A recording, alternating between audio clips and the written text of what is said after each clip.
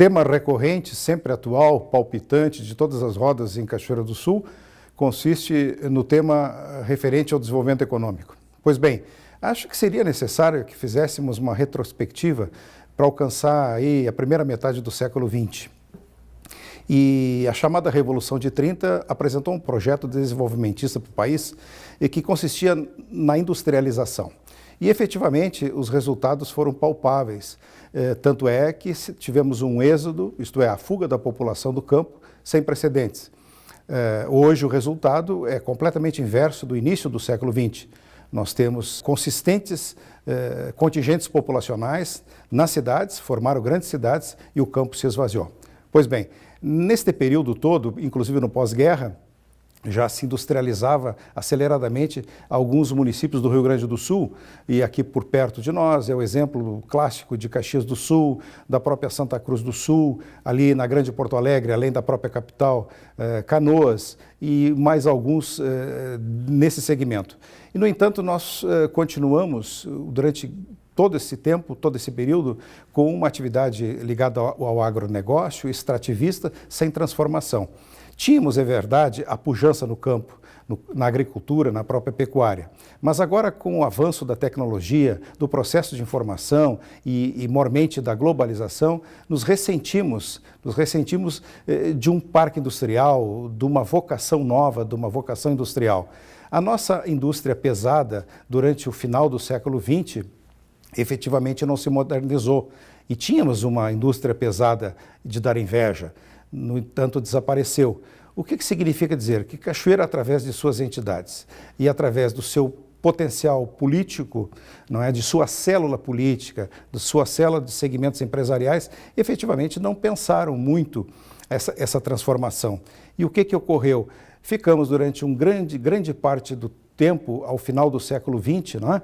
Aspirando algumas transformações, mas sem aquilo que se denomina planejamento e unidades integradas entre Estado, municípios e a própria União, não é? Para que se pudesse executar um planejamento prevendo não apenas um governo de 4 a 8 anos, mas para se observar um município para os próximos 20 anos. Não é possível, não é crível que um governador de Estado ou um prefeito de município possa pensar essas esferas por apenas 4 anos.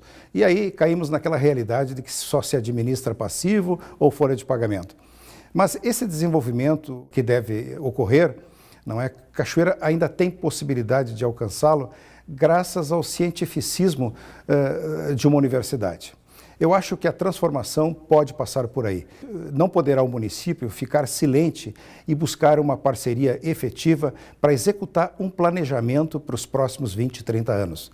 Não é possível. Eu lembro agora do episódio da Corsã. O prefeito tem razão em parte e não tem razão num outro aspecto. O primeiro aspecto em que ele tem razão, quando ele afirma categoricamente que foi uma peça fundamental, o município foi peça fundamental, suas entidades políticas, para que se mantivesse o contrato com a Corsã, o que eu também aplaudo e acho que isso é verdadeiro e até salutar. Por quê? Porque a estatal tem compromissos de ordem social que uma empresa que só visa lucro não pode tê-los.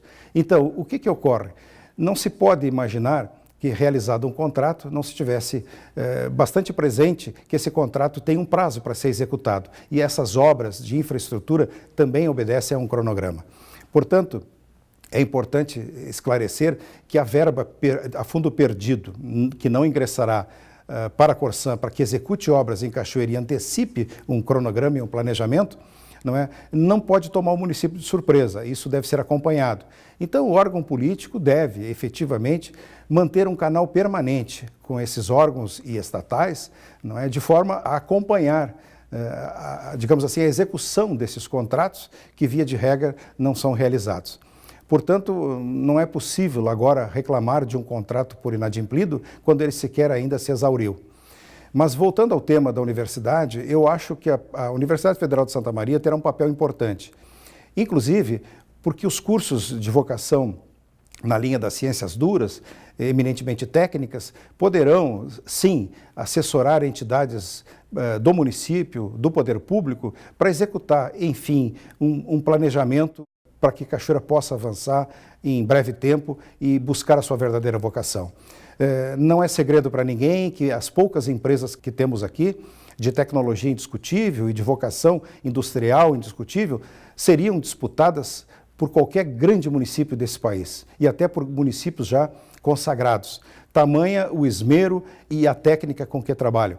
Portanto, é possível sim ampliar, é possível criar berçários de modo que esse tipo de tecnologia e esse tipo de desenvolvimento possa chegar àquelas camadas mais esclarecidas. Nós talvez desconhecemos um pouco do que temos aqui. É muito pouco? É, efetivamente incipiente, ainda se comparado aos grandes centros industriais. Mas não é possível que fiquemos agora, para o resto da vida, apenas assentados na agroindústria, sobretudo, né? No agronegócio, nesta cadeia de planta, colhe e manda embora o grão. Eu acho que é, digamos assim, extremamente urgente que se passe a pensar num processo de transformação para chegar ao dito desenvolvimento. E, por outro lado, não é possível que não tenhamos representação política à altura da nossa própria história. Não é possível que um prefeito passe, por exemplo, em Brasília, angariando alguns recursos minguados nos gabinetes, sem que tenha a verdadeira força política a acompanhá-lo. Não é possível que isso ocorra quando se tem representação política. É preciso cobrar forte, é preciso, então, se estabelecer um planejamento. E, portanto, eu acho que esta é uma questão sempre recorrente, como disse anteriormente, e que deveremos pensar com todo o afinco.